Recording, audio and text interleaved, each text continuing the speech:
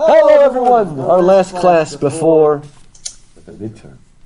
Remember, like I said, you're not going to come to class, but I guess you could come here and take it in this room during the class time. But like I said, wherever you are, you can take it. So we're going to look at these two poems. Ode to a Nightingale is on page 977. Two of the greatest poems in the English language.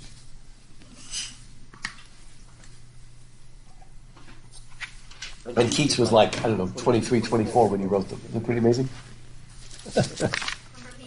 Athanasius, who was 15 when he wrote on the Incarnation. 15? I've heard a little later, more like 20, but maybe he was 50. I have to look again, but he was young. He was either 15 or 19. So Maybe that was 19, because I'm remembering about 20. I have to look. He was definitely a teenager. Yeah, maybe it was 19. It's just amazing. What's that? All I knew really on that, I studied very, very late for a project this year, but like, he wrote that as he was starting as a secretary at the church. Yeah, no, he's amazing, and he was bishop, and even after Council of Nicaea, he got kicked out, back and forth. Oh yeah, it's unbelievable. That's why I like his nickname was it was Athanasius Contra Mundum, against the world. That's what he was, Contra Mundum. You've never read Brideshead Revisited, have you? Have you ever read Brideshead Revisited? I use that phrase. That was a famous BBC series too. It's so good. All right, we're going to dive into this incredible ode. And like I said, usually odes have irregular stanzas, but maybe Keats just knew that because the feelings that are so strong in this poem. And again, he takes us on a journey. Both of these poems are in their own way crisis poems. This one is more like a crisis. This would be his dejection ode or his intimation ode. Ode on a Grecian urn. It's got some crisis elements, but it's the perfection of his poetry about one's reaction to great art. Okay, but starting with Ode to a Nightingale, again, this would be Keats's version of Dejection and Ode or the Intimations Ode. Page 977, Ode to a Nightingale. My heart aches, and a drowsy numbness pains my sense, as though of hemlock I had drunk, or emptied some dull opiate to the drains 1 minute past, and lethe words had sunk. 'Tis not through envy of thy happy lot, but being too happy in thine happiness, that thou, light-winged dryad of the trees, in some melodious plot of beechen green and shadows numberless, singest of summer in full-throated ease. Isn't that beautiful? Full-throated ease. Remember we've said a couple times now about how the child laughs just spontaneously, just out like that, right? It's almost like you're opening wide and just it's pouring out of you. And by the way, this is another bird's poem, right? A bird open, full-throated ease. It reminds me of some people I've talked to that have the gift of speaking in tongues, talk about how they sort of open their mouth and it just sort of comes out. And there's not that he's speaking in tongues, but he wants that kind of spontaneity. I was just thinking, so I've done a very little bit of informal choir singing in my church, like a Christmas or Easter choir, where it's all of us just volunteers who have no formal training, even though the leader is a formal teacher. But and it's so much more tense than when I'm just singing by myself in my house, because it's less playful almost because I'm so focused on enunciating and having the proper shape with my mouth to sing well and everything. And I don't think I actually do sing as well, even if I'm making the correct sounds, as when I'm just kind of like bellowing in the kitchen as I'm making lunch or something, because I'm having fun. No, you're right. There's to it. It just doesn't everybody sing the best in the shower? In fact, there's a funny Woody Allen movie called To Rome with Love. It's mostly sketches, but in one sketch, there's this guy who, when he sings in the bathtub, he's like the best opera singer in the world, but he can't do it otherwise. So Woody Allen is like a producer, and he sets up a shower on stage so he can sing while the water's coming down. It's crazy idea for a sketch. But anyway, but you're right, it is, and that's the bird. The bird just sings, right? And by the way, I don't know if you notice, but he doesn't really seem to see the nightingale. Again, it's there, and he hears it, but he doesn't really describe it. It's like ode. I guess if you put together To a Skylark and stanzas written in dejection or something, you get a little bit of the feeling here. Now, notice my heart aches, and a drowsy numbness takes over. What did we say about clinical depression when we looked at dejection and ode? What does it do? It's not so much a sort of, weeping and crying. What is it? Go to nothingness, a deadness, a heaviness. Again, he's describing that kind of a depression or a dejection that seems to almost press his personality out. In fact, he feels like he's drunk from what famous river? Lethe. And what happens when you drink from the river Lethe? Everything's gone. You forget yourself. You forget everything, right? He feels so pressed down by that. Now, how many of you have read the death scene of Socrates from the Phaedo? When Socrates dies, Socrates died by what method? Poison, specifically hemlock, right? And I don't know if you've read it, but the guard is trying to explain to him what will happen after he drinks the hemlock. Do you remember? I said, no, I don't. That's intense. Okay, he says, when you drink the hemlock, he says, first of all, walk back and forth until your legs feel very heavy. And then you can lie down, and it will be like the coldness will creep up until it reaches your heart and you'll die. And I think he's got that. I mean, he mentions hemlock, right? And if you've ever read about Falstaff, the death of Falstaff is described that way. Cold until his heart is like one cold stone. What's her name? Mistress Quickstreet, or whatever her name is. He's trying to capture again that creeping deadness, that heaviness that presses out. He calls it a dull opiate. Okay, some drugs are going to make you hallucinate, go wild and stuff like that. But this is a dull opiate, one that's, again, going to be more sleep-inducing, but pressing away your personality.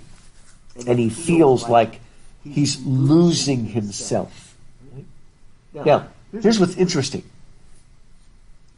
What sets that off is the sound of the nightingale.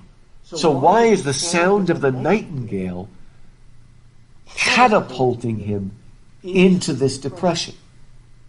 Well, first he tells us what is not the reason. 'Tis not through envy of thy happy lot. So this coldness, this heaviness, this dejection is not brought on because he's jealous of the bird. Well, what is it? But being too happy in thine happiness. Hard. You can understand kind of what he's getting at there? For a moment, the song of the bird, what is the... at first, it has what impact on him? He's very happy. Okay, so it's sort of being too happy in that happiness. So he hears it, and for a moment, that lifts him up, but then what happens? But then he immediately crashes back Good. down, kind of into a pit. Good. And he ultimately crashes down because he realizes that he can't what? Good. He can't hold on. He can't live in that, I like to call it a higher mode of being. He's like lifted up temper, but he can't stay there. Right? That would be like a business major coming into this class and listening to this incredible stuff and is lifted up for a moment and then crashes into despair, realizing that this is it. He'll never be this good again. From now on, he's stuck. I thought you would like that, Abigail. So again, human beings, mortal human beings, can't live just like Shelley wants to live in the Song of the Skylark. But I don't know, right? How even if we were ones never fit, I don't know how I could come close to that rapture divine. Nobody can live in that mode of being, and so again, literally, he crashes down. It's a surfeit of joy, and it has a boomerang effect or whatever, and it pulls him down. Right? As he sees this light, notice he calls it a light-winged dryad. What is a dryad? Isn't it like spirit of a tree? Good, it's the spirit of a tree. There's the dryads, and then the ones in the water are called naiads. If you know your Narnia, if nothing else. And do you remember how you could tell the difference? Okay, you wouldn't call a wet thing a dryad. Okay, so that's you can remember. The dryads are the trees, the naiads are the streams, the rivers. And so did we read a poem before where the poet was unsure whether this was a bird or some kind of spirit? Yeah, hail to thee, blithe spirit, bird that never worked. So I'm not sure. And again, he doesn't see it, right? That's one of the reasons I see it. You're in some melodious plot of beach and green and shadows numberless in this strip. But he's not in that world. He can hear it, but he doesn't see it. And it lifts him up for a moment, and then he crashes back down. And then he yearns. Oh, for a drought of vintage. You know what a vintage is? Like a vineyard, good, a vineyard wine, okay?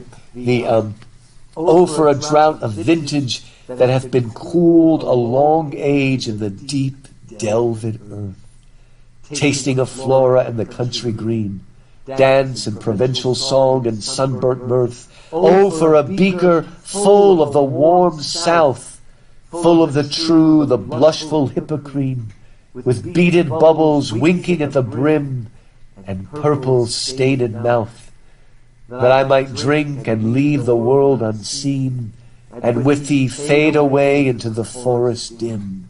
Okay, have you ever, it's like midnight and you have a sudden craving for something, like to eat something or drink something, but you don't know what it is?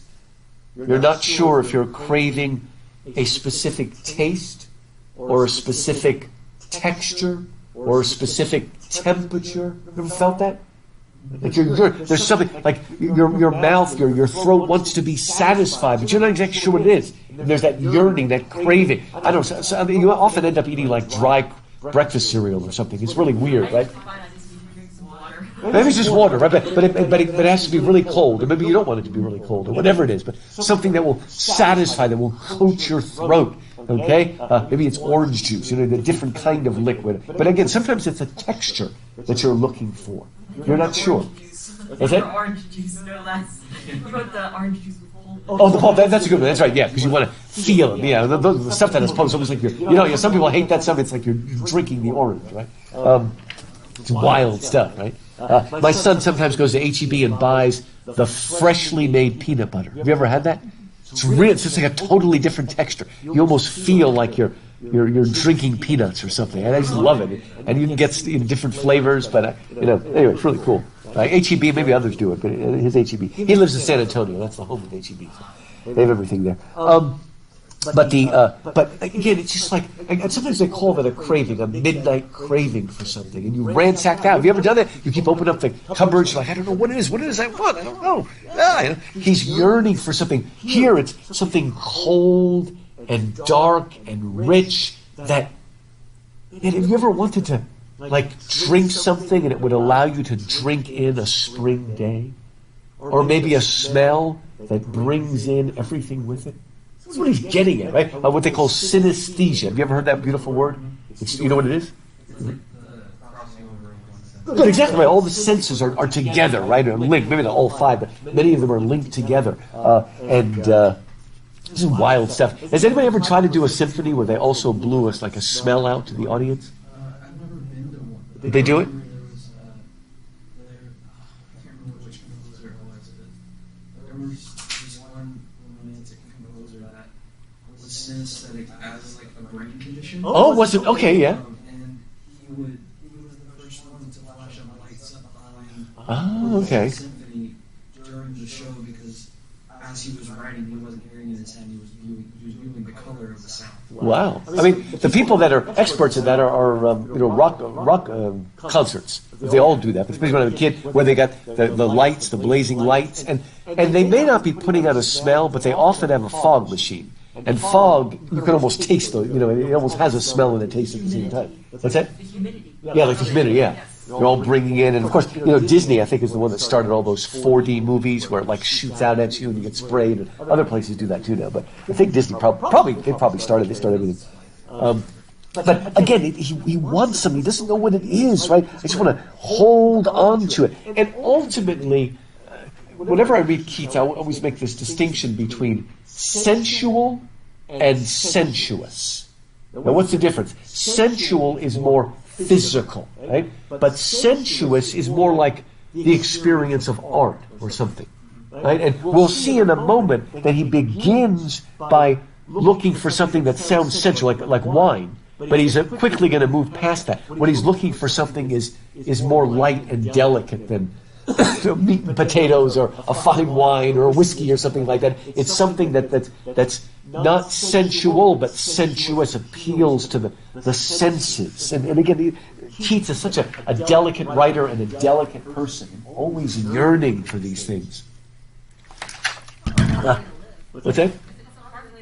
It kind of is, you're right. You keep crashing back to earth is what happens. And that's what's going to happen literally at the end of this poem. He's going to be taken up for a moment by the bird, and then he's going to crash back down. And in a sense, the first stanza is like a miniature of what's going to happen in the whole poem.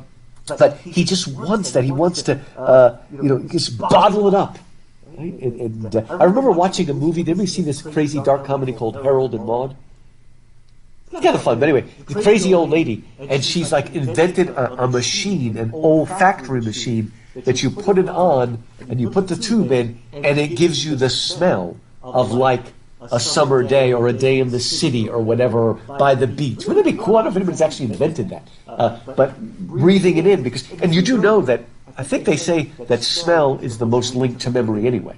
Have you ever? I remember every so often, like I'll get into an elevator and it's using some strange kind of cleaner, and it was a cleaner that was used when I was a college student and living in London for a semester. It was like 30 years ago, almost 35 now. And I remember just that smell, and I really imagined that when the door opened, I would see Big Ben. Like just for a moment, I was there. And by the way, that happens with bad smells too. Like the first time I went to Greece, the 70s, where forget about sanitation. Oh my gosh, right? I mean, oh my God, the bathroom sometimes they didn't even have a toilet. They had a urinal, and they had these little foot things which you would sit and you would crouch. It's like, oh my God, right? So sometimes when I smell bad smells like that, it actually reminds me of Greece when I went to a kid. So it's not always good smells, it's just bad smell, right? Oh my gosh. We're really lucky in America, right? And even crazy things like when you go to London, there are no public restrooms anywhere. And that's why all the people congregate in the coffee people, Starbucks. The Starbucks allows people to use their bathroom even if you don't go there. And so you'll see Americans all lined up. Sometimes it's crazy. Anyway, and water fountains, God forbid you find water fountains anywhere else in the world except America. Oh, that's true, I know, yeah. Oh, man.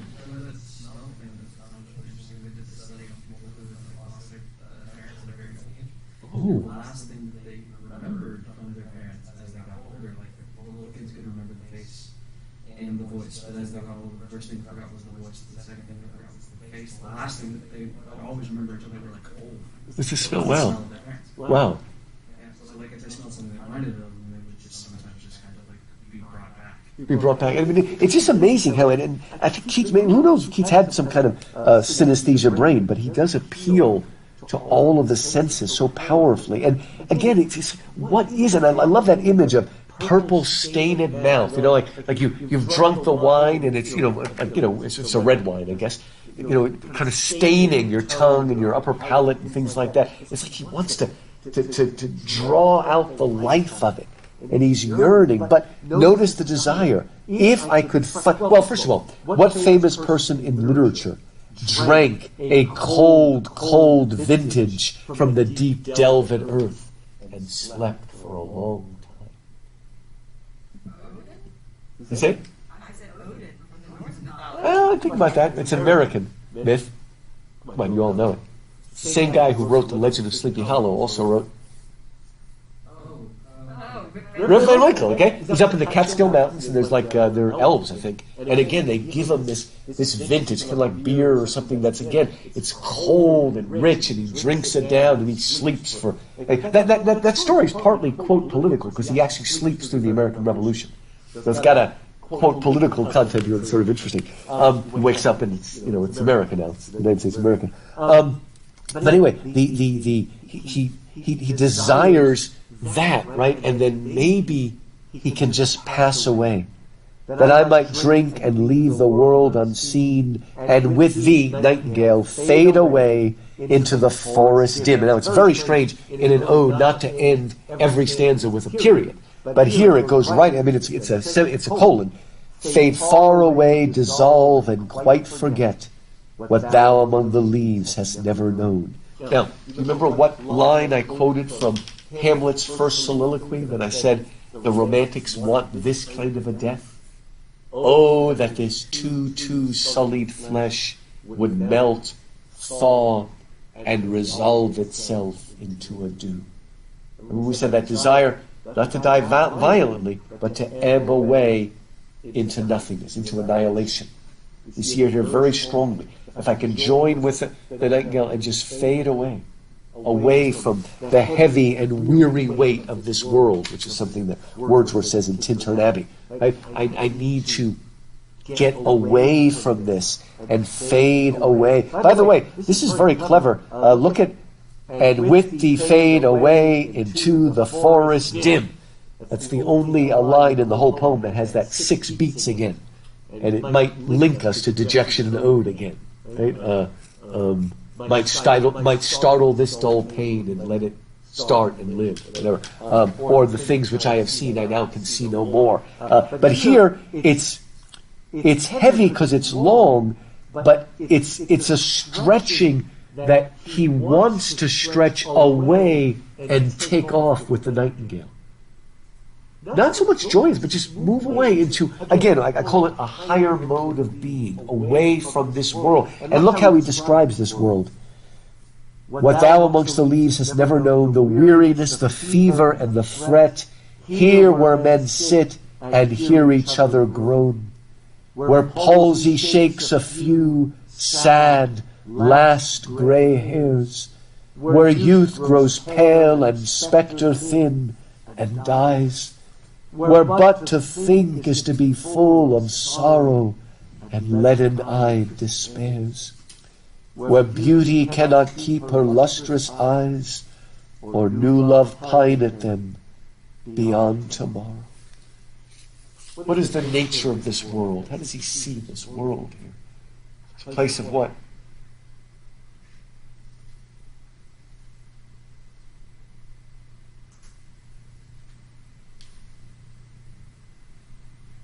It's as if the world were a tubercular ward. There's a note there to tell you that, I told you already that Keats eventually died of tuberculosis, but in the years before that he had to watch his brother slowly die of tuberculosis in one of those asylums, as it's called.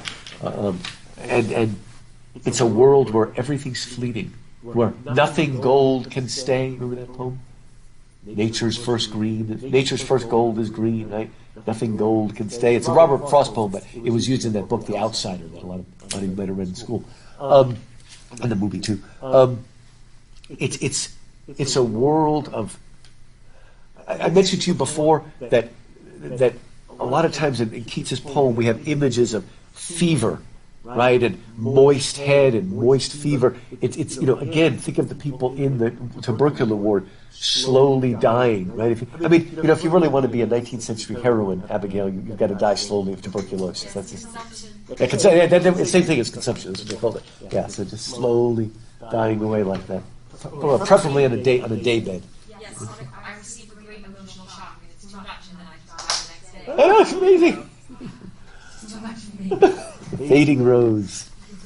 As there's a line in Narnia that says, but faints don't come from the asking. There's sometimes I want to faint. You actually know what that is? It's actually Jill. It's in Silverchair. She wanted to faint, but faints don't come from the asking. Yeah, from the beginning. Yeah, remember that? And to slowly move away. And it's really wonderful because, especially whenever I see one of those masks, I have some of those, I feel like I'm in the hospital again, right? Because that's what they wear in the hospital. It's like, okay, we're in the tubercular ward right now. It's great stuff, right?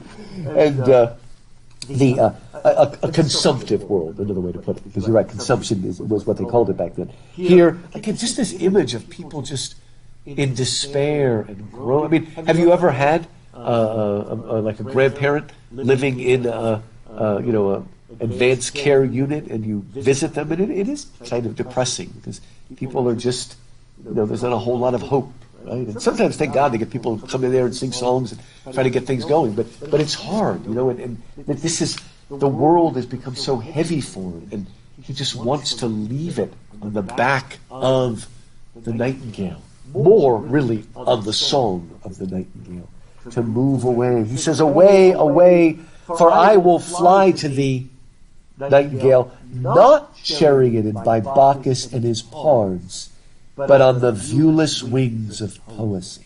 Okay, so he's not going to get there by Bacchus. And who is Bacchus the god of?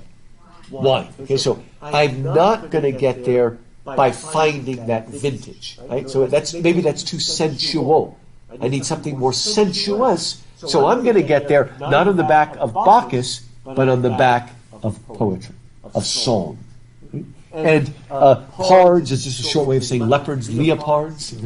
Leo's the word for lion anyway. Leopard, right? And there are pictures where Bacchus, his cart is drawn by leopards, which is kind of cool. Right? So, again, I'm going to get there, but I'm not going to get there by wine. Again, too sensual. I'm going to get there on the viewless wings of poesy. Because poetry itself is, in a sense, invisible, like the song of the nightingale. Though the dull brain perplexes and retards. That's one of those no words today. Don't call somebody a retard or retarded. But you know why people are called, what does retard mean? You know, because it's a musical term. To slow down. Okay, they used to say people were slow. Somebody that was retarded, they would say you're slow. That's what the word retarded means. It means you're slow. Right? And he says the dull brain, which maybe it's too physical. It can't. It's perplexed by all this beauty, and it's drawn down. It's slow. It can't join in again. But being too happy in thine happiness, the dull brain doesn't seem able to exist in this world of poetry, this higher mode of being. Already with thee, tender is the night. I told you that's the title of a novel by F. Scott Fitzgerald. And it's about a rich guy, a therapist who's helping a rich girl with her mental problems, and he ends up falling in love with her. And then as she gets stronger, he gets weaker.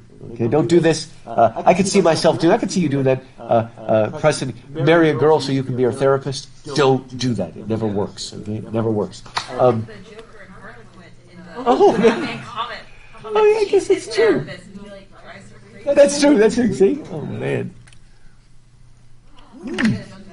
And you know, I'm seeing more of that. It used to be the guy that's the therapist, but with the rise of these emo guys, and God, I'm seeing more and more girls that are taking on funny. Look, there's always been people like Percy Shelley. Yeah, that's true. There's always been. Some of them were like that. Someone to understand me.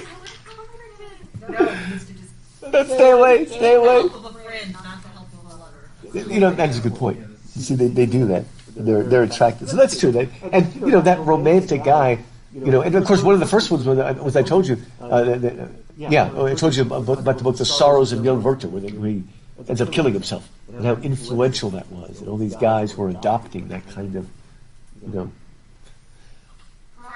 I just got an image of Shelley dressed in skinny jeans.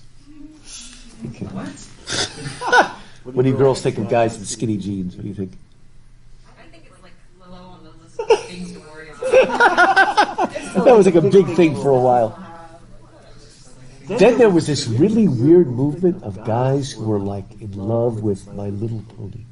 No, okay, that's pretty far. That was weird. I remember that. That's just weird people. Anyway, it's funny. So already with the tender, it seems to be saying that for the nightingale, everything is now. Already with thee, right? Tender is done. It's but he can't join into. He wants to join into that. And haply the queen moon is on her throne, clustered round by her starry phase, but here there is no light.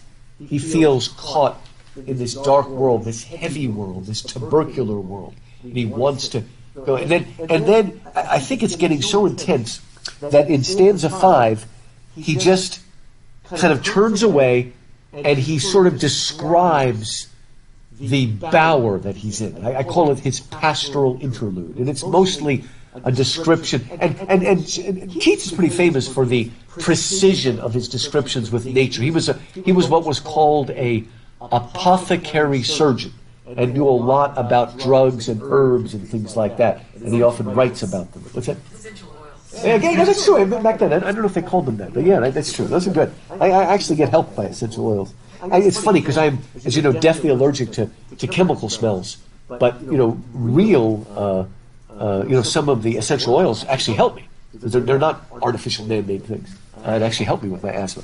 I use some. Yeah, some of them are okay. Depends. If it's the real one, not the ones that are that are actually like from real stuff. They don't tend to bother me. They're actually pretty cool. Man, would you have been a witch if you lived a couple hundred years ago? Cool,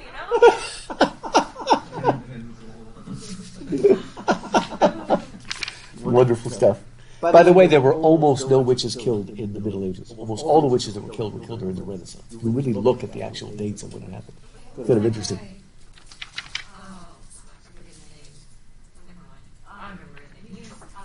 He was over in Italy or wherever. His name started with S. Bruno? Are you thinking of? Like the fanatical. Yeah, Savonarola. Yes. Yeah, Savonarola. Yeah. They're very, very serious all about burning. Yeah, it's true. Burning people. Savonarola. He's something else. That's where the phrase "bonfire of the vanities" comes from. They burned all the books on fire of the vanities. Wow. So let's just jump right ahead to 6 and we'll move on. So again, there's like this, this part, and then he comes back, and stanza 7 is where we get the fullness of his sort of, yearning for suicide, his sort of despair and all that sort of stuff. And he says, "Darkling, I listen, and for many a time I have been half in love with easeful death. Called him sweet names in many a musing rhyme, to take into the air my quiet breath. Now more than ever seems it rich to die, to cease upon the midnight with no pain, while thou art pouring forth thy soul abroad in such an ecstasy. Still wouldst thou sing, and I have ears in vain, to thy high requiem become a song." Again, there is that sort of suicidal touch to both Shelley and Keats, and also Byron. But again, always melting away. Notice he actually wants to orchestrate his death so that he slowly passes away into the earth, but while the nightingale is singing its song. Again, a very romantic thing to want to orchestrate your own death. It's a sort of wild thing, right? And notice he says, "I have been half in love with easeful death." Okay, again, pass away. And then he says something strange. "Called him soft names in many a mused rhyme." You would have expected him to say, called... What would you expect him to say, called her? Would you expect him to feminize death? Okay? But here, as I mentioned before, the romantic poet is very often in the feminine position and does want to be quite literally swept away. So it's odd. And there are times when death is as depicted as a her or as a she or a he. But here it's interesting that he puts it that way. Right? It's like he's wooing death to take him away in many a musing rhyme. Right? Take me away. It seems rich to die. Again, that soliloquy that starts with "Oh, that this too sullied flesh" is where he says, "Fie on it." He's talking about life, and he says, "Fie on it, oh fie! 'Tis an unweeded garden grown to seed. Things rank and gross in nature possess it merely." That's that Hamlet desire to just pass away from this. Again, that over self-consciousness, that heaviness, that weight, that indecision as well, right? I'd like to be able to do that. And again, while you're doing it, while you're pouring out your soul in an ecstasy, right, I would slowly pass away into a song, as old as dirt, as they say down here in Texas, right? Pass into nothingness. If you're a true romantic poet, you've probably felt that way at times. Hopefully not suicidal, but you felt that way. Just let me pass away. I think maybe just as a college student, you get the, I don't like to eternally rest or just wake up when all this is over, sort of. That's actually a very popular song. It makes you still Yes, wake me up when it's all over. Oh, really? Okay. Yes, I think that's kind of what it seems like. He doesn't want death necessarily so much as in the finality of it's all just done, so much as he wants to be done with all of it. Good. he kind of is more desiring, like, eternal sleep, Yeah. kind of, I guess I would think. Is No more is thinking, that no more part. decision, no more Yes. feeling. Just, it's just hanging. I remember, like I said, that, I love the Laurence Olivier version of Wuthering Heights, but every other version of Wuthering Heights I've seen is terrible. And sometimes Heathcliff is so intense, you're just relieved when he dies. So intense. Like, he was messing people up. Yeah, Just like, let it go. for everybody. He strangles that kid. Let him go. Right? Just let me go. And pass away into that. But it is. Something I was going to say. I forgot. Oh yeah. Well, I already told you about the Seven Sleepers. Well, Keats wrote another poem, a longer poem called Endymion. Does anybody know who Endymion is? Hey, isn't he that guy who fell, the moon fell in love Good. with him, kept him in eternal sleep? Good. And she, the moon, learned not to make the same mistake as the dawn made when she fell in love with a guy named Tithonus. Yes. Or Tithonus. She Remember? asked him, Zeus, to make him immortal, and he got so old he turned into a cricket. Good. Because she forgot to ask for eternal youth. Right? He did. Yeah, so that's where it comes from. Woo, amazing. And so she didn't want to make the same mistake, so she asked him to be in an eternal sleep. And she put him in a cave, like the Seven Sleepers, put him in a cave, and he slept there and stayed young and handsome forever, and she would visit him. She would visit him in his dreams. This is a Keats fantasy, right, of just moving, and it would make sense that he would write something about Endymion, wanting to move into that. And again, it's thou wast not born for death, immortal bird. No hungry generations tread thee down. The voice I hear this passing night was heard in ancient days by emperor and clown. Perhaps the self-same song that found a path through the sad heart of Ruth, when, sick for home, she stood in tears amid the alien corn. The same that hath oft times charmed magical casements opening on the foam of perilous seas in fairy lands forlorn. I love this. It's a little bit of a tangent, but now he suddenly imagines that this nightingale is almost an immortal force that's been heard before by what? Others have heard the same song, right? Both emperor and clown, which is another way of saying both the what and the what? The king and the fool, the rich and mighty, and the poor, right? The top of society and the bottom of society, right? they're all there. This is the song that everybody heard. Maybe Ruth heard it, as in the Ruth from the Bible, right? When she was alone and isolated, right? Corn is the word that British use for the wheat. Remember when the only way she could survive was by using the gleaning of wheat, right? Following along in that and putting herself in danger and things like that. Maybe she heard this. Again, maybe it's more than just a bird. It's a spirit. It's an eternal song that is passed on through the ages. And maybe people have heard it. And maybe this song was not only heard in ancient biblical times, but it's a song that has the force of a fairy tale, right? The same hath oft times charmed magic casements. Casement's a fancy word for what? If I throw up the casement, I'm throwing up the windowsill. Isn't that word used in the old St. Nicholas? It was the night before Christmas and all through the house? I think he throws up the casement. Doesn't he say that? Anyway, I don't remember the whole song. What's that? The night before, which was the night before Christmas and all through the house. That the creature was stirring, not even a mouse. You know that. So we have some different variations. We have the Cajun night before. Oh, that's great. Very, very funny. That'd be kind of neat. How about the original age? Wow. So throw it up. But notice it is hath charmed magic casements opening on the foam of perilous seas and fairylands forlorn. So it's like you've got this skyscape and this windows opening up over the storm. Did anybody ever a poet, an artist I love is Magritte? You ever heard of him? He's the one that has all those little men in bowler hats with the blue sky behind it. They got a really good collection of it in the Menil collection of Magritte. And again, he often has these wonderful images of the window opening and yearning and the blue sky on the other side of the window, yearning for it. But look what happens. He says, of perilous seas, Tolkien calls fairy the perilous lands, right? The perilous realms. Fairy, the world of fairy is the perilous realms. In fairyland's forlorn, then he says, forlorn, the very word is like a bell. Right?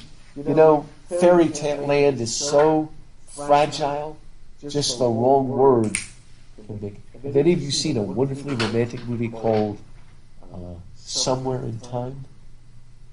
Oh, it's beautiful. This guy goes back in time, finds a way to go back in time, but then the way you go back in time is you go to a place that's been there like for the last 200 years, and then you get rid of everything from the modern day, and you sort of hypnotize yourself into being back there. That's how he goes back.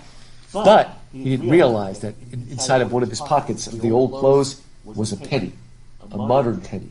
And he pulls it out by mistake, and the penny just draws him right back into the modern time.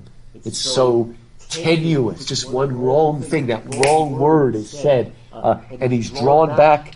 The very word is like a bell to toll me back from thee to my sole self, which means myself alone, but it also connotes isolated self, doesn't it?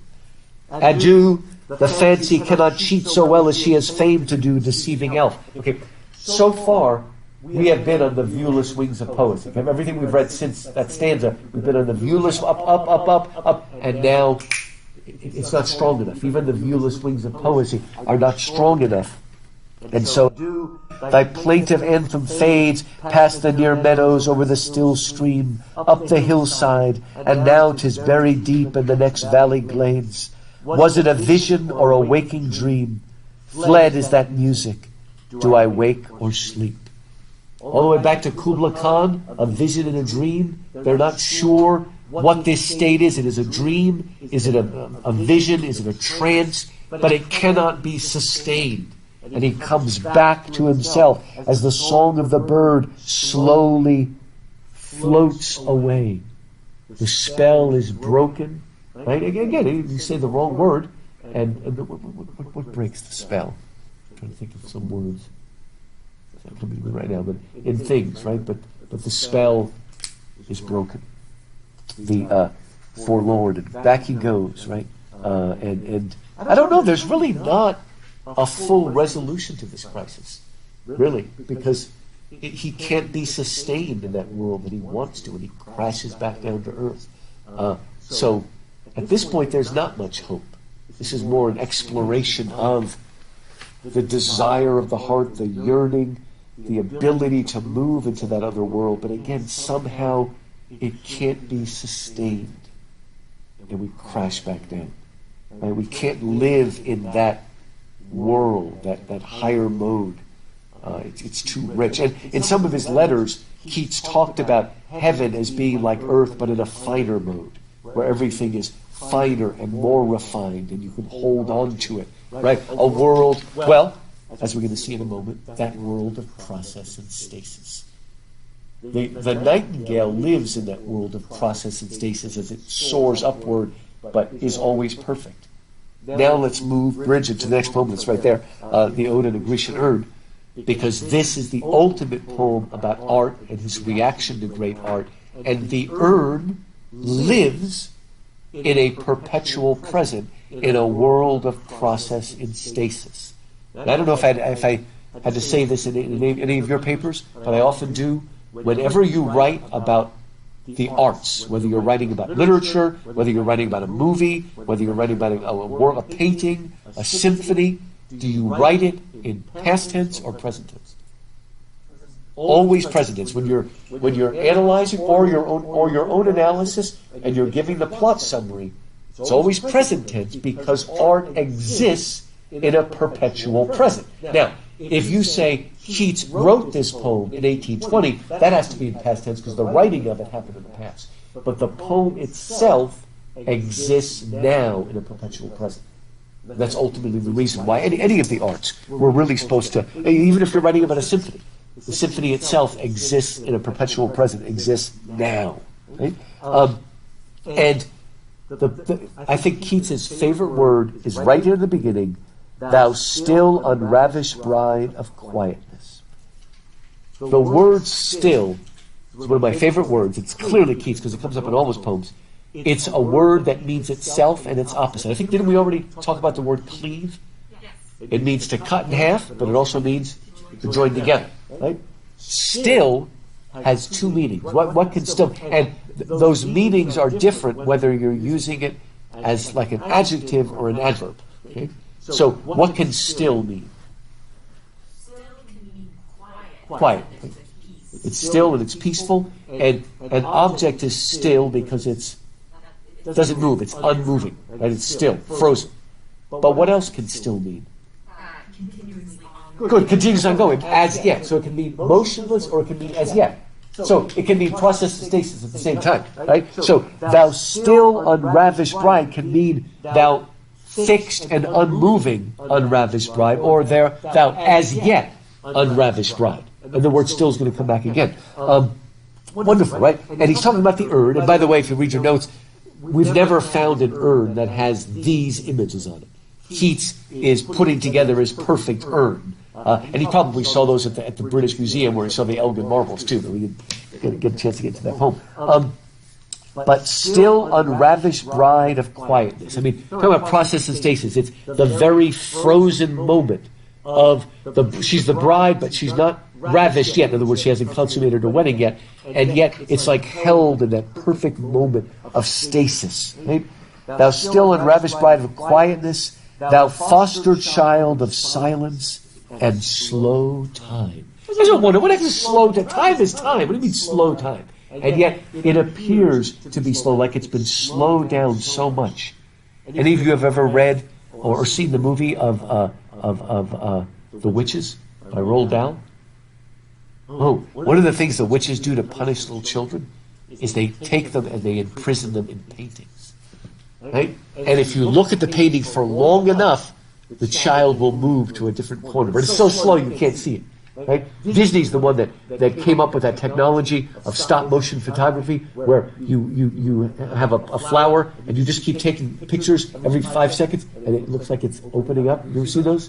It's beautiful, right? So they do it.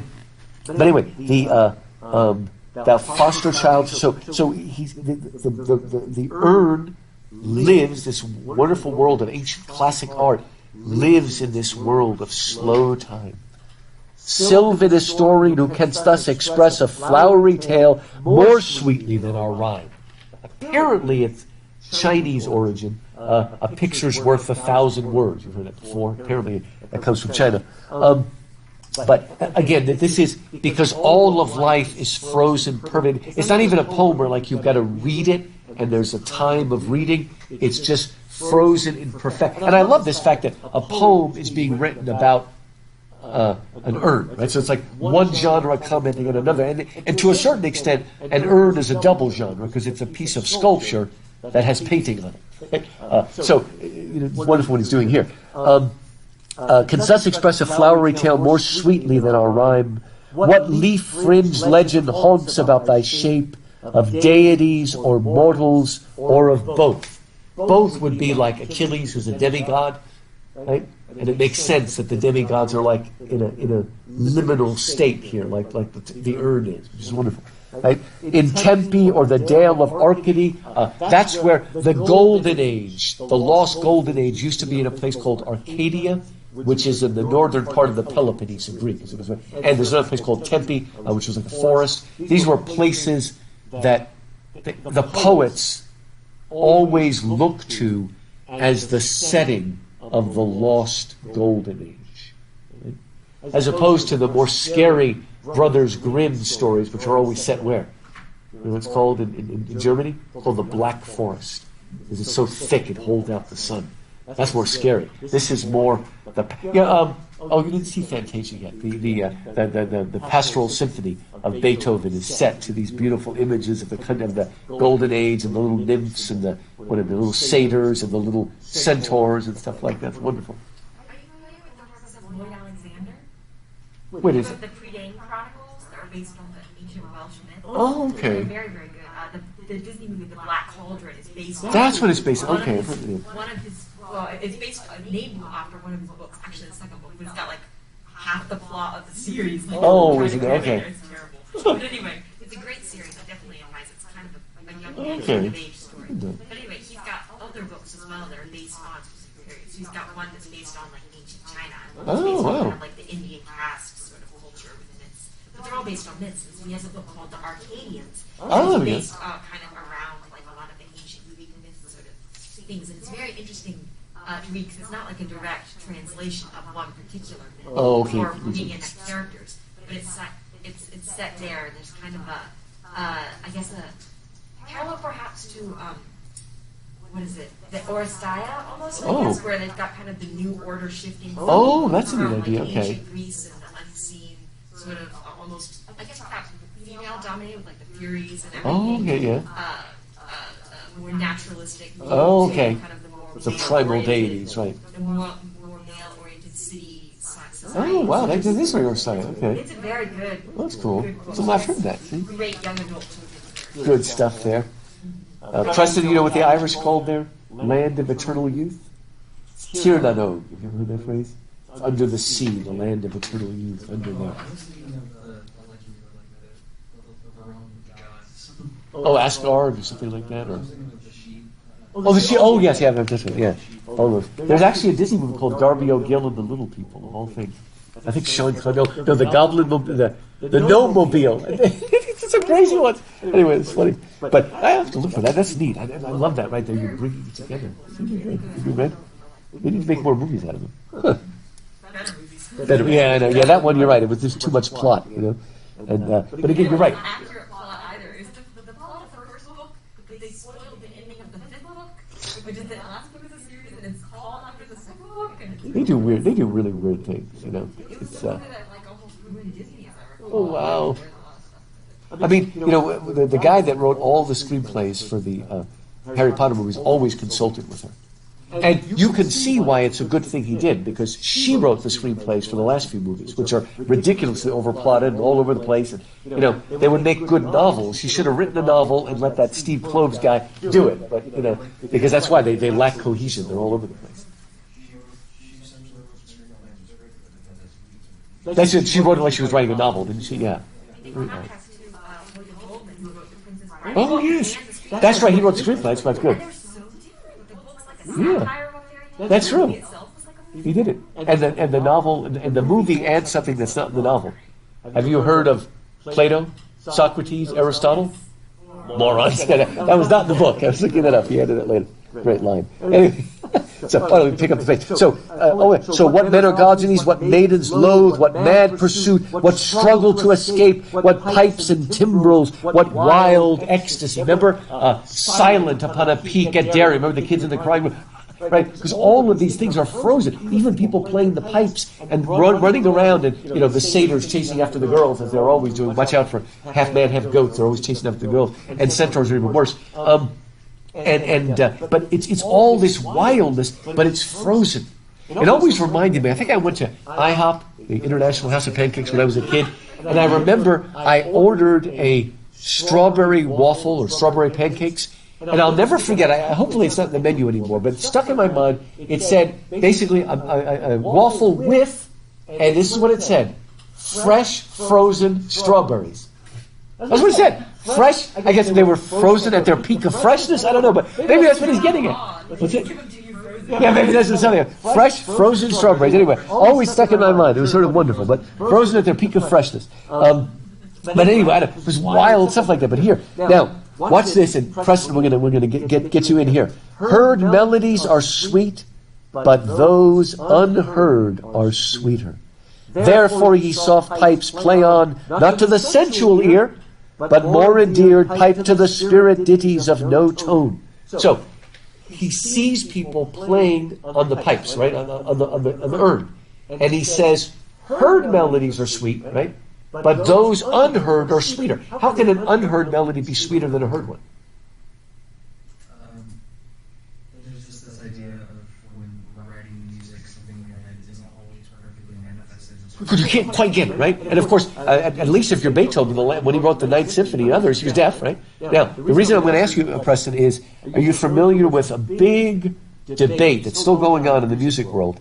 If you're performing Bach, let's say, should you perform Bach on today's instruments or what they call contemporary instruments of the time, right? And generally speaking, The purists would say you should use contemporary ones. But based on this, I'm going to make an argument that they're wrong. And the reason I say they're wrong is that when Bach or Mozart was writing for a violin, he was not hearing the violin of his day. He was hearing the perfect violin that doesn't exist. And so I think you can make an argument that you should use the best possible instrument you can to achieve what was really in the composer's head. I think it's interesting. Of course, sometimes the sounds are different that you want. But whenever I think about that controversy, I think about this here, that maybe, again, the only pure symphony is the one that's in the head. Because no instrument is that perfect. Maybe a Stradivarius or something. Is that? What do you think? Like playing Bach on a violin, like if you're going to pick the best violin to ever play that, it would be from somebody not from modern day, but still from a different era as well. Oh, that's kind of interesting. You're right. Some of those instruments are better than we can make. That's a good point. Classical guitars as well. The best classical guitar maker who ever lived in the 1800s. Wow. And one of his, there's only apparently only one of his guitars in perfect condition still today. Wow.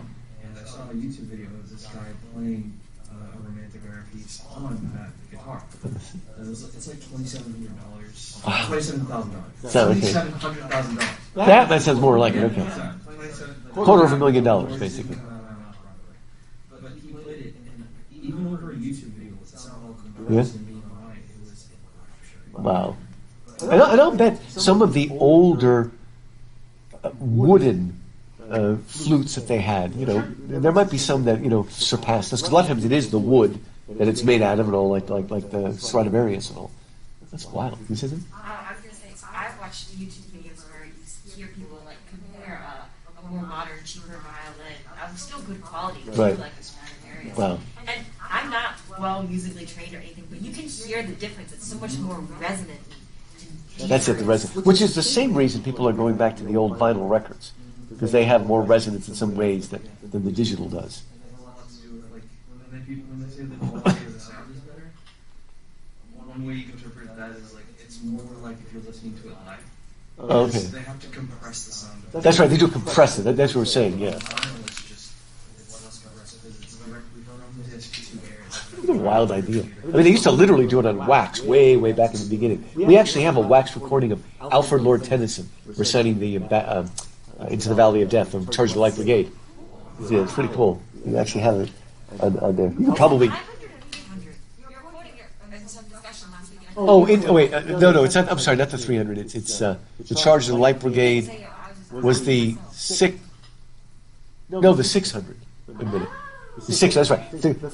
The 300 Spartans and Into the Valley of Death rode the 600. I think it was 600. It was 600. That's right. Yes. That's right. Yeah, 300 is the Spartans. That's right. Yeah. Charge of the Light Brigade. Wild stuff. That piece of folly, right? But it made a great poem. Again, what he's trying to get at is again something that's absolutely pure. Fair youth beneath the trees, thou canst not leave thy song. That seems to be maybe a little bit of pun on leaving. Leaves. Thou canst not leave thy song, nor ever can those trees be bare. Bold lover, never, never canst thou kiss, though winning near the goal. Yet do not grieve. She cannot fade, though thou hast not thy bliss. Forever wilt thou love, and she be fair. Now, this is the question. If you're the guy, would this be an ideal for you or not? For some guys, no, that's not an ideal. Wait a minute. I want to kiss the girl. But for Keats, it is an ideal because you've caught the moment of complete anticipation and frozen it in that moment for eternity. It's the ultimate example of process and stasis. Yes, you're never quite going to have the kiss, but she will never fade. The beauty will be ever pure. The desire will be ever pure. Frozen in that moment. Don't scientists or whatever, people say that you enjoy something the most right before you actually enjoy it. Like if you're going to eat something, you enjoy it the most right before you put it in your mouth and taste it. Your anticipation is so high. That's where you're, I don't know if I'm thinking it right, it's that's when you're racing to the endorphin Your brain's tasting it first. Oh, that's Yes, wild. this is going to be great. And so I do think about it. I've heard that, and then I was like, and now every time I eat, I'm always like, am I enjoying it more before? No, you think about it, you go crazy. It really makes you think. That's like when they tell you should chew your food 25 times. If you think about that, you'll go insane and won't be able to enjoy it. Then it's like ash in your mouth. Like, food has no savor. Just like chew your food that much so that it's not solid when it goes down, but it doesn't chew. Yeah, that was the idea. It's better for your digestion to chew your food thoroughly. I And do think it's connected to other things as well. Like you enjoy almost. I always love going like on a road trip to vacation. Oh, right. More than being there actually, because you're like the anticipation. Oh, you're right. No, the anticipation is great. Great time. See, when I was a kid, there was a commercial for Heinz ketchup. They were trying to show how chunky the ketchup was, and they held the bottle and they sang that, which was an old song, anticipation, it's making me wait slowly. What I really hate is when you buy a bottle of barbecue sauce. It always says rich and thick, and you got it, the whole thing pours out. Like I've never seen anything. And then the ketchup, you can't get it out. You're hitting it. Anyway, really funny stuff. But again, this is the ultimate expression of process and stasis. It is frozen forever, ever fresh. The world, it's something you're yearning, but the yearning never fades away. This is the closest he can come to that perfection, maybe this side of heaven. And on the urn, he finds that world of purity that will always be fresh and always will stay. It's wonderful, wonderful. Happy, happy boughs that cannot shed your leaves, nor ever bid the spring adieu. Perpetual spring there. The leaves will never fall. You just come to Houston. Happy melodious unwearied, forever piping songs, forever new. Another expression of process and stasis. Forever piping songs, forever new. What's this? More happy love, more happy, happy love, forever warm and still to be enjoyed. Shall we read that? Forever warm and still, or forever warm and still to be enjoyed? See how it winks back in both directions? The still is there. It's both at the same time. Forever panting and forever young, all breathing human passion far above, that leaves a heart high sorrowful and cloyed, a burning forehead and a parching tongue. There's that image again of the burning forehead and the parching tongue, right? Like the consumptive girl dying slowly, or seeing his brother, dying of tuberculosis, right? It's all held in this moment, and he so much wants to hold on to it and keep it fresh and never let it go away. But it's always slipping through our fingers down. That's that from Mamma Mia. If you know Mamma Mia. It's always slipping through our fingers. We can't hold on to it. So I was reading and discussing Symposium for That's Honors. great. And one of the things that they say is that they're saying love is the desire to hold on to good things forever. So you seek immortality or that's good. rebirth, Right. reproduction, whether it's teaching ideas or producing children. So as to be able to have the soul seek immortality, to possess good things forever. So I guess I was just reading this and thinking how similar that is in his desire to hold on. That's not necessarily like a bad grasping Right. sort of thing. It's not bad to desire. It is hard. And to me, I would call it a glimpse of heaven. I think, a glimpse of heaven is that hopefully you've all had, a few moments, just like a pure moment, where you're like that. And then it's like sometimes we have a moment of horror like that too. That can be very, very negative, but that just moment, it's held on forever. That's what he wants to do. Just hold on to it, not let it go. Man, there was a great. Does anybody know what the Night Gallery is? Okay, Rod Serling is the guy who came up with the Twilight Zone. And he also came up with a shorter-lived series called the Night Gallery, where the whole story was based on a painting. And there was one episode, I think it was part of the pilot, where there is this Nazi war criminal that's been on the run throughout. This is like 30 years ago. He's been on the run, and he can't find any peace or whatever. And he goes into a museum and he sees this image, because he used to live in a village, and there's a pond and there's a boat, and someone is just so peaceful. And this guy has only known terror, and I want to go into that, and he keeps praying to go into the thing, right? And then finally the good guys, because he's a Nazi warrior, they catch up with him, and he breaks into the museum, but it's nighttime, and he can't see anything. And he goes over to where they said, please, God, please, let me go into the painting, right? And then it goes blank, and we come back, and it turns out during that day, they had moved around all the paintings for something. And now the place where that painting was the painting of somebody that was basically crucified in pain. And we see it, and then the camera zeroes in, and the eyes of the guy in pain are the eyes of the war criminal. So he got the dark side of process and stasis. Now he's frozen forever in this moment of intense horror. That's always stuck in my mind. That's a really, really good one. But anyway, so now this is not as dark as the dark side we've seen before, but here's a little bit of a dark side of process and stasis, and see if you understand what I mean. He keeps turning the urn, and he's looking at different images on the urn. Who are these coming to the sacrifice? To what green altar, O mysterious priest, leads thou that heifer lowing at the skies, and all her silken flanks with garlands dressed? What little town by river or seashore, or mountain built with peaceful citadel, is emptied of this folk this pious morn? And little town, thy streets forevermore will silent be, and not a soul to tell why thou art desolate can e'er return. Actually, I just mentioned Mamma. Have you all seen Mamma Mia? Would you like to have your wedding where they had that wedding? That's where you should have had it. That, like, you climb up this long thing and there's this church all the way at the top, right? Well, he's seeing an image of it's a Greek sacrifice, and they've taken these heifers all the way up to the altar to sacrifice them, right? And what he's seeing is that, but now he's imagining the village where they came from, right? And so that village is now what? Empty. And of course it will forever be empty. So it's just a little bit of a dark side, not as dark as some of the other things we've seen, but here this little town is empty and will forever be empty, right? So again, you've got to be careful what you wish for. You may, but be careful what you wish for. You may have the misfortune to get it. Right? Be careful what you ask for. O Attic shape. Attica is the name of the region that Athens is part of. Right? O Attic shape, fair attitude with breed of marble men and maidens overwrought. Now, your note will help you to understand that breed and overwrought are technical artistic words, right? But it's also a pun, right? Maidens overwrought, literally, as it shows you there, it means ornamented, but it's maidens overwrought, okay? I mean, and breed also means to breed, right? So again, it's another way of expressing that frozen passion, that wild surmise, as he says earlier in the first stanza.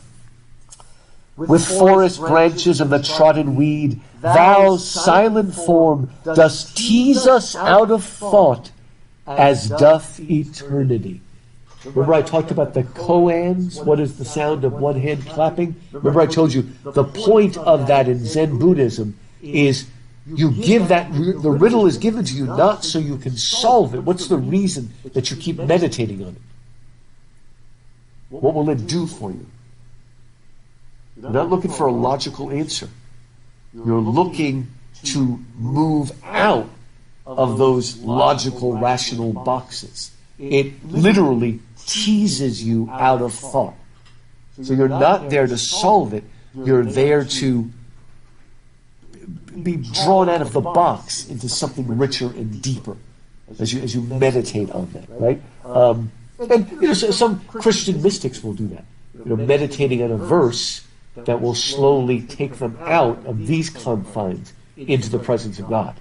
So cold pastoral is itself a sort of oxymoron, because pastoral usually suggests a world of life, the perpetual spring that you're talking about in those novels, the Arcadians. That's what it is, the Hyperboreans that live at the back of the north wind. Right?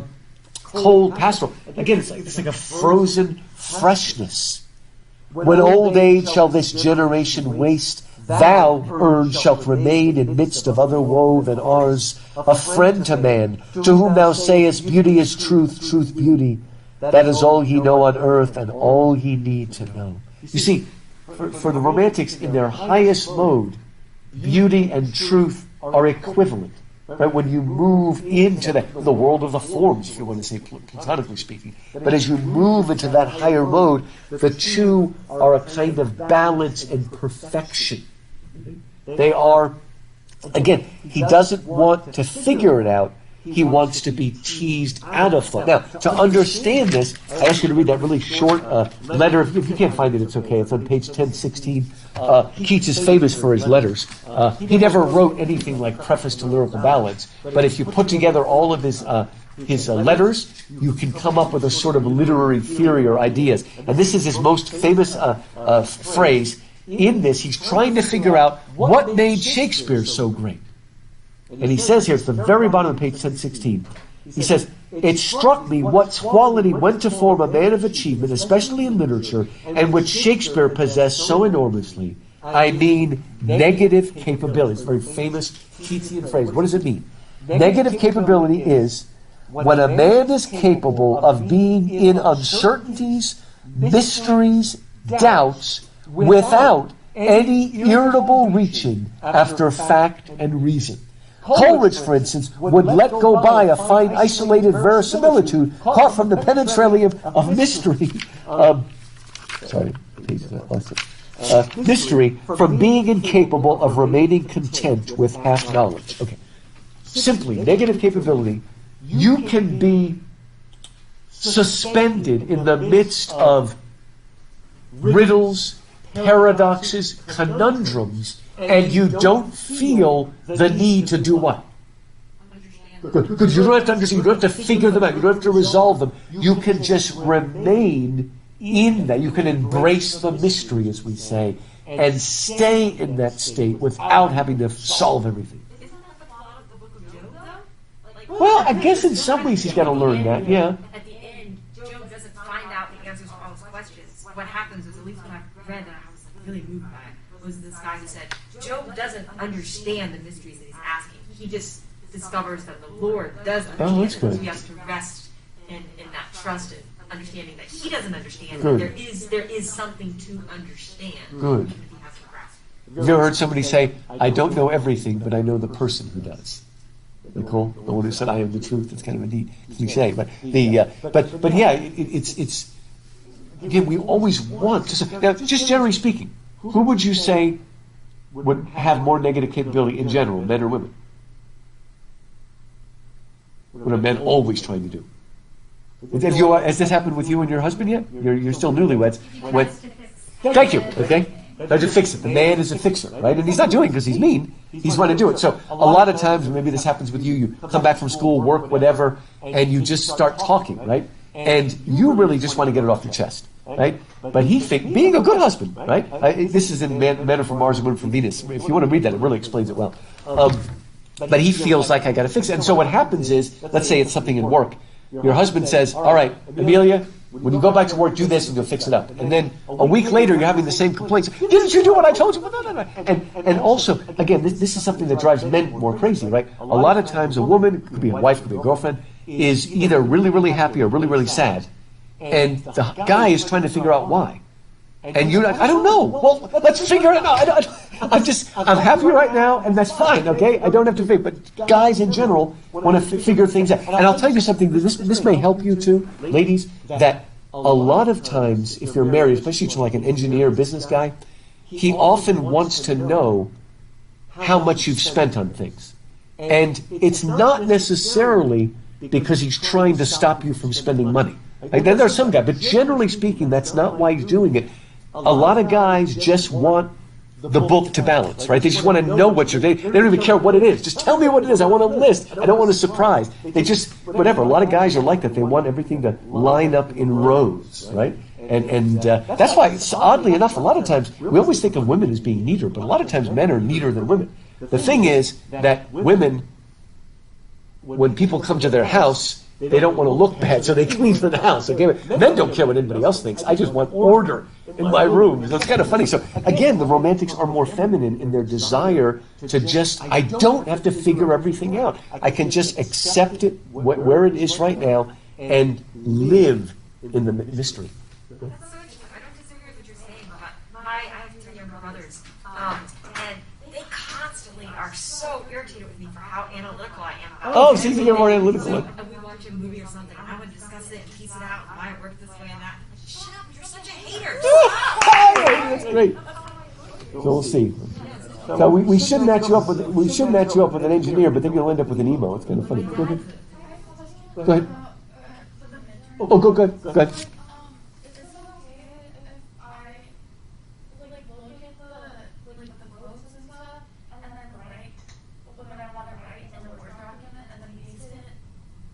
Oh, I suppose you could. That's fine. Yeah. I mean, you got your laptop right there. I mean, remember, you can edit it while you're doing it. But that's true. Like, it might help you to have, because I don't know when you do the test whether it's got like spell check built into it or not. I'm not sure. But your Word would. So you could do that. It would allow you to do that. Just do it and then cut and paste it and all. But remember, close note and close. So don't use your notes. But I guess, if it's just an empty Word document, you could use it that way. And think about it. Like I said, so, about 5 things or something like that, and you would bring it in, right? So like right now, just kind of to end with, if I had given you that phrase, "Thou silent form dost tease us out of thought as doth eternity," you would explain that, but make sure you use the phrase negative capability and explain what that means. That's that kind of thing. If the quote has something to do with a Byronic hero, make sure you tell me what a Byronic hero is and how it's linked to that kind of stuff. So again, I really think it will help you if you make a list of all the major themes and then really study the poems. I think that will help you in that. So you're gonna look at you're gonna tell me what it means in terms of the poem, but then also how it's capturing something that is not just important to this poet, but is kind of a key romantic quality that we see a lot. And again, most of you will probably be done in like 30 minutes. I give an hour just in case any of you need a little extra time, but it won't take you that long. And again, remember, I'm going to tell you, and I'll go ahead and put it in order. Wordsworth and Coleridge and Shelley and Keats. And again, it's those 10 poems now. And again, if you take the test from 12 to 1, you'll be all done. The rest of your day will be done. So 12 to 6, make sure you remember, get in there, and you can do it. Any other questions while we're recording about the test? Oh, go ahead. And shoot me a question if you need by email or something like that. And good luck, all.